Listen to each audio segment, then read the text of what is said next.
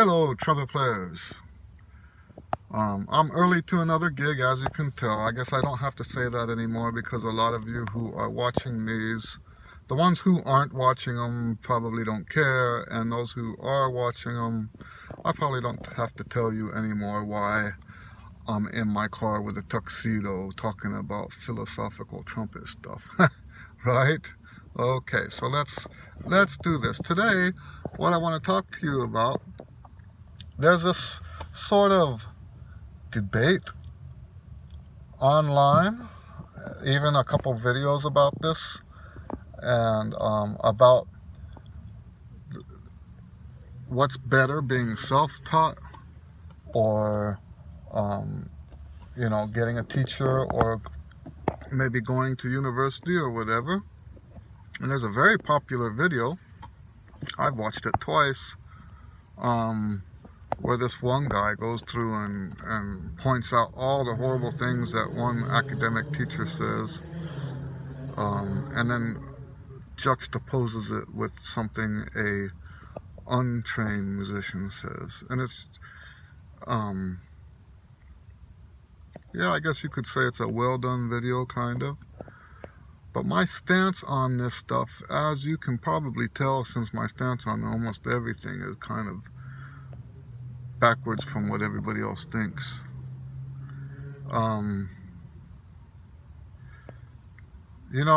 You've heard me say that academia gets a lot of this stuff wrong. And it would be a mistake to assume that that means I think being self-taught is better. So here's the thing. Here's what I believe. Whether you're self-taught or go to university or just take a bunch of private lessons or whatever, you are responsible for your education, period. Nobody else. You are responsible for your learning. And this is true in music, it's true outside of music. I have a niece and a nephew in South Africa that I spoke with last time we were there. And at the time, there were some things going on with their school. I won't get into details. It wasn't anything bad. It was just stuff that they were, just things that needed to be brought up while we were there. And I told them how I feel about this. I believe, and those two aren't even musicians, right?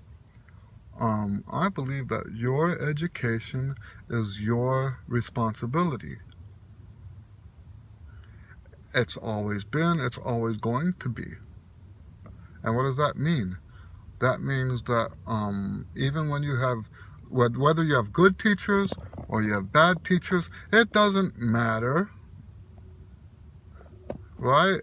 If let's say you do have some bad teachers. And I'm not saying that my niece and nephew had bad teachers. I'm not going to give you details about that, so don't try to read any details into it. That's as far as I'm taking that. Okay, maybe I shouldn't have even have brought them up. But what I'm saying is that, if you think you have a bad teacher, all that does is make your education a little bit more exciting. Right? Okay? That's all that does. It just makes your education a little bit more exciting. Okay, so taking this back to music. We are all self-taught. That's how I see it. Going to school or taking private lessons doesn't make you any less self-taught. Let that sink in. Going to school for music, studying music in school, learning from books, taking lessons, none of this stuff makes you anything but self-taught. Nobody can teach you anything. In fact, Philosophically speaking, there's no such thing as teaching. Philosophically speaking, there's no such thing as teaching. There is only such thing as learning. There's no such thing as teaching. Nobody can make you learn. You know, that old saying, you can lead a horse to water, but you can't make him drink. Well, you can expose the students to all kinds of information and philosophies and concepts, and if they don't want to learn the material, they won't. Period. And nobody can give you that desire. That's all you.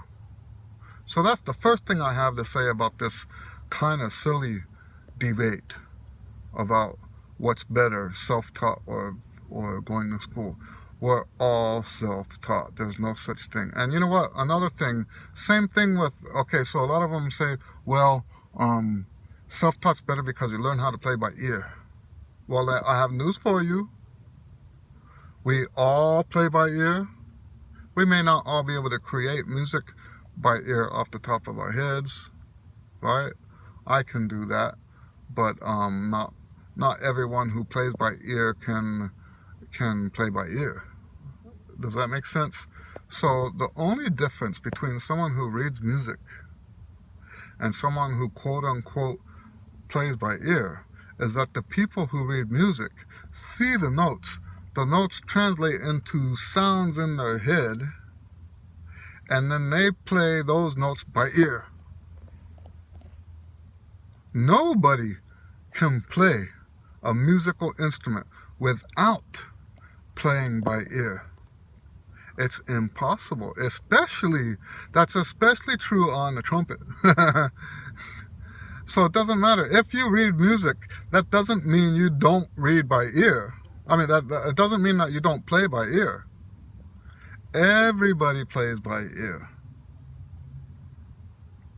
Now, the skill of reading music is a different skill from playing parts that you hear. Like someone plays a part for you, or they give you a tape or something, and you listen to it, and then you play your part based on what you hear. That's something. So half of my gigs are like that, and half of my gigs are the other way around. I have half. Actually, I shouldn't say half. Well, you know what? If we look at the whole history of my whole career, let's do it that way. If you look at my entire history as a musician and count up every gig, then yes, half of the gigs I've done have been there's no music and I have to listen and play my part.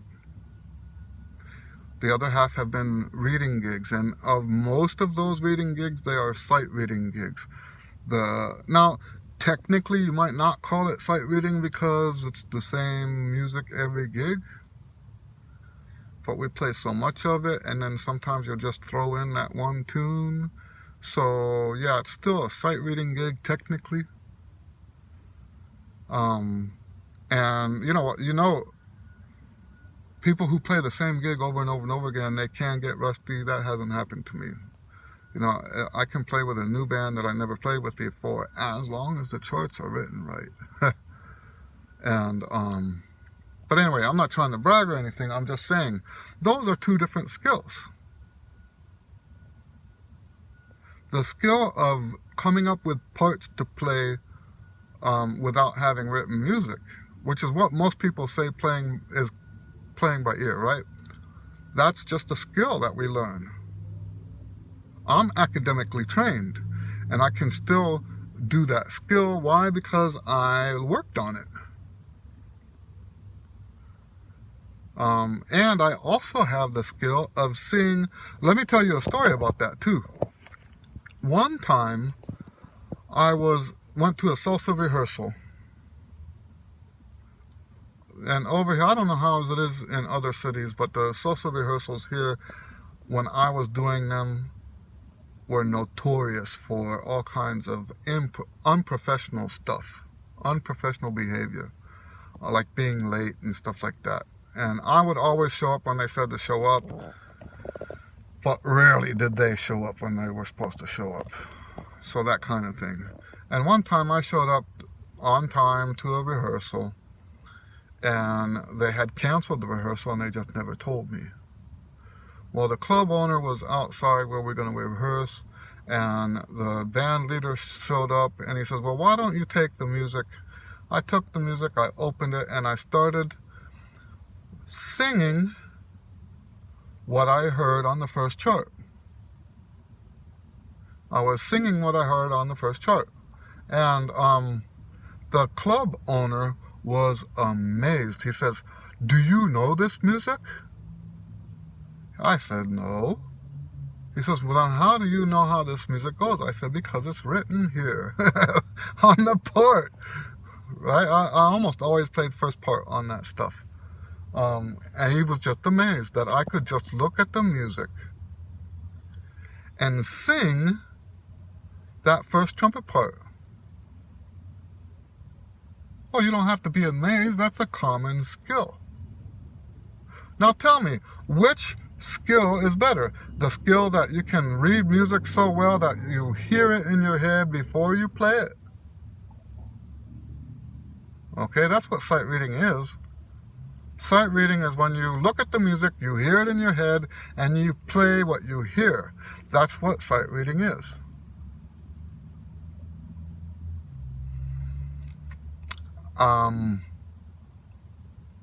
Which skill is better? To be able to sight read like that, or to play parts without having music written? Really? You're going to ask me which one is better? That's like asking me which one is better. Apples, and you think I'm going to say oranges, right? No, apples and sofas. That's how stupid that question is. Which one is better? I'll tell you which one is better. Which one did you get called to do? That's which one is better. When you're on a gig that doesn't have music written down, then obviously being able to play the music without having, play your part without having music written down, that's a better skill. And maybe that's what's happening here. Maybe what happens, where this debate is coming from, is you have people who never had any other kind of gig, that the only kind of gig they ever played in their life was music, things that they never had to write down. So they don't even know that other world. And the same thing for people who only ever have in their whole lives played sight reading gigs. You know, I can imagine what the sight reading guys think. If all you can do is play by ear, well then, how are you going to play a gig? Right? I can promise you this. Being someone who does both, I promise you this. You can't switch sides. You can't do what I do if you only have one of those skills. You can't switch. So if you're someone who only plays by ear, quote unquote, I don't like calling it that. But if you're one of those that only plays by ear, you'll never get a sight reading gig. And if you're one of those that only ever sight reads, you'll never get one of those other kinds of gigs. Okay? That's my stance on this. I think it's a dumb debate. One is better than the other. Oh, then they talk about, you know, one of the things that they bring up in those videos is about, you know, one has more feeling than the other. Well, that's just dumb. That's just dumb. You know what that feeling is that you're talking about? That guy, when you hear somebody that really resonates with you, it's because that person is doing all the expressive things that go with that style of music. I promise you, you take that same form of expression and put it on a sight reading gig, and it's not gonna fly. because the other, so, okay, so what am I saying? I'm saying everybody puts their heart into it. You know what happens? I think people listen to classical music and they don't hear that stuff that they're used to hearing. I'm talking about people that think that it's better to be uneducated. I think they don't, because they've never been exposed to, let's say, classical music in this case, they don't know the nuances. If you've never been exposed to any of that, you don't know what a classical vibrato sounds like. And no, the stuff's not going to move you. It's just like listening to the radio in a language you don't know. You can sit there and maybe you can hear them shouting or screaming or whispering, but you don't have a clue what they're saying, so there's no way you're going to be moved by it, right? Because you don't speak that language. Well, it's the same thing with this music stuff, right? If you don't play classical music, you don't speak that language. You're not going to be moved by classical music if you're not, that gets back to, and you know what? This is another point I want to make before I sign off here. The problem with not being educated, if you've seen my other videos, I am real big right now on this whole thing about you can't separate the music from the people, right? You cannot separate the music from the people. So, for example, if you want to learn how to play jazz and you want to do it without being educated, all you want to do is learn your scales and learn jazz licks and stuff like that. But you never get into a situation. It's the same as true for classical more so, but I think jazz is a better example because a lot of people think they can do jazz, right? Without having a teacher, without learning formally. But what you're missing when you do that is this transference of the culture from one generation to the next. You're cutting that out. When you say, I don't want to learn from anybody else in a formal context, you're saying, I don't want those generations of influence that led up to that person. I don't want any of that for myself. That's what you're saying when you say you don't want to be educated. That's what you're saying. So if I have a leaning, if I have to take a side in debate, which is better, to be self-taught or go to school, I have to say that it's better to go to school because you're still self-taught then, okay?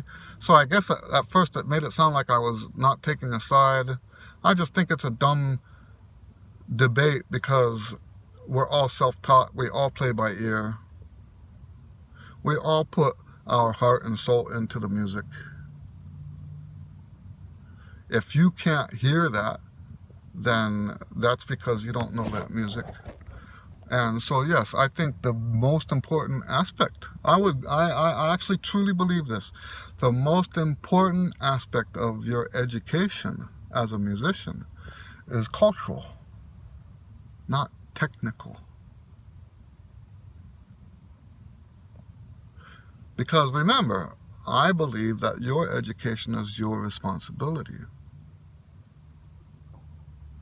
So the technical stuff, even if your teacher tells you wrong, even if your teacher tells you all the wrong stuff, that's still your responsibility to figure it out and make it right. So yeah, and so to me it doesn't matter whether your teacher's teaching you like A should be first and second valve or A should be third valve. What does that matter? That doesn't matter nearly as much as something like when you get to a jam session, don't ask to do tunes that you don't know. That's a cultural thing. If you don't know the head, don't call the tune, right? That's one of those things, and that's one of many thousands of things that you won't learn if you don't have a quote-unquote formal education. That's how I see it. So yes, I think it's better to be...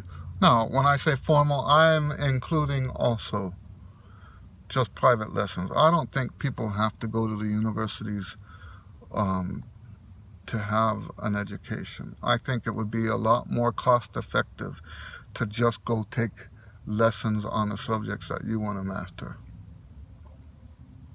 I really think that's, for a lot of people, even people that want to go pro, really,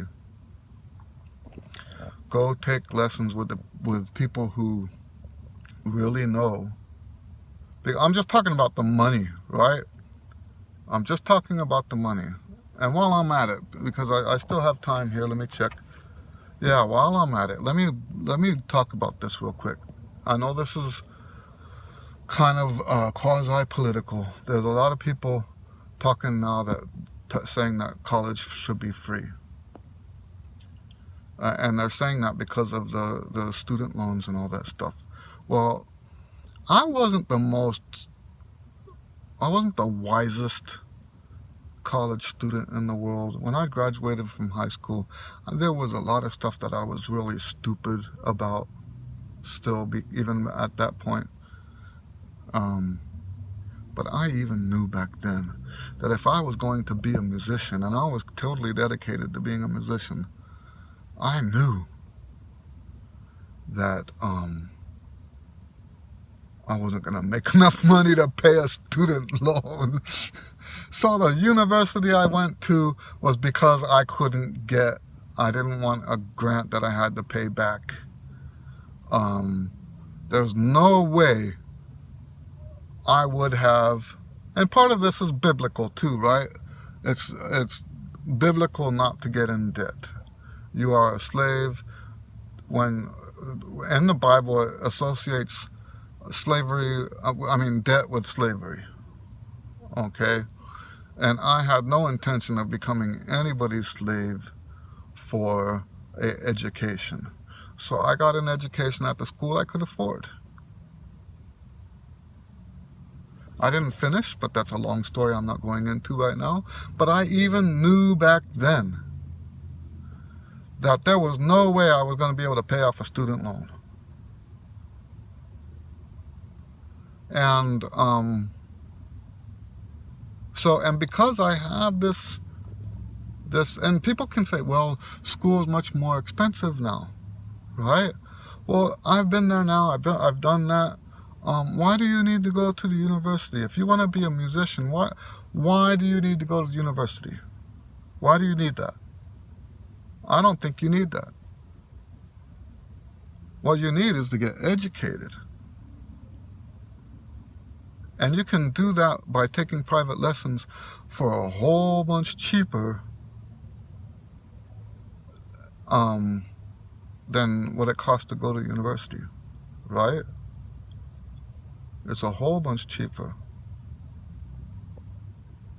So yeah, I'm very much opposed to free university for everybody. I think that's actually kind of evil, but I won't get into that right now. But yeah, okay, so that's my stance on what is better, to be formally educated or to be self-educated and self-learning. And my answer is, we're all self-learning. We all play by ear. We all put our heart and soul into the music. And without having an educational connection, you are turning down the cultural influence that came before you.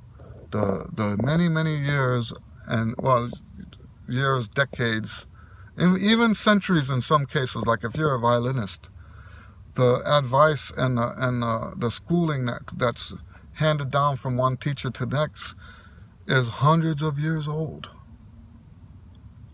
And you're going to say you don't want that? What kind of smarts does that take? That's not smart. You make it sound like it's smart. That's not smart. Okay? There's nothing smart about turning down that kind of gift. You know, the cultural part of what we do literally is handed down from generation to generation to generation. If you don't have that, it's not to your advantage, it's to your disadvantage, okay? Well, very good. I'm going to get in there and get my seat set up and play this gig, all right? Well, you have a great day. I'll see you on the next video. God bless you.